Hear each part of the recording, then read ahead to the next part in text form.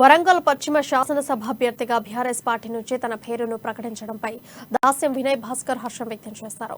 ముఖ్యమంత్రి కేసీఆర్, మంత్రి కేటీఆర్ కు ఇన్నాళ్ల తన రాజకీయ జీవితంలో అండగా నిలిచిన తెలంగాణ వాదులు గులాబీ శ్రేణులకు ప్రత్యేక ధన్యవాదాలు తెలిపారు. బాధ్యతాయుతమైన ప్రజాప్రతినిధిగా ప్రజా సమస్యల పరిష్కారానికి విశేషంగా కృషి చేశానని, ఇకపై సైతం ప్రజల్లో ఉంటూ ప్రజాసేవ చేస్తానని అన్నారు. ప్రభుత్వం నుంచి వచ్చే సంక్షేమ పథకాలను ప్రజలకు మరింత సమర్థవంతంగా అందేలా చూశానని చెప్పారు.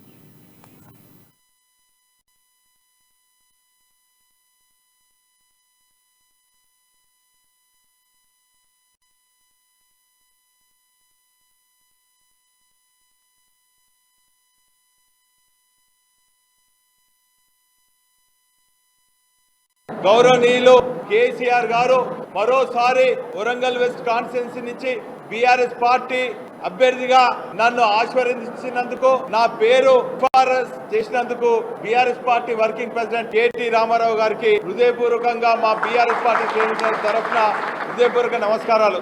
నా రాజకీయ ప్రస్థానం బీఆర్ఎస్ పార్టీలో 2005లో చేరినప్పటి నుండి పార్టీ ఇచ్చినటువంటి బాధ్యతను ఒక తెలంగాణ వాదిగా, గులాబీ శ్రేణునిగా వారి నమ్మకాన్ని వమ్ము చేయకుండా అనేక పదవుల కోసం నాకు బీఫామ్లు ఇస్తే, మొదటిగా 2005లో నాకు కార్పొరేటర్ టికెట్గా నన్ను ఆశీర్వదిస్తే ఆనాటి 37వ డివిజన్ ప్రజలందరూ కూడా మా బీఆర్ఎస్ పార్టీ, ఆనాటి టీఆర్ఎస్ పార్టీ శ్రేణులు కలిసి కట్టుగా నన్ను కార్పొరేటర్గా గెలిపించడం జరిగింది.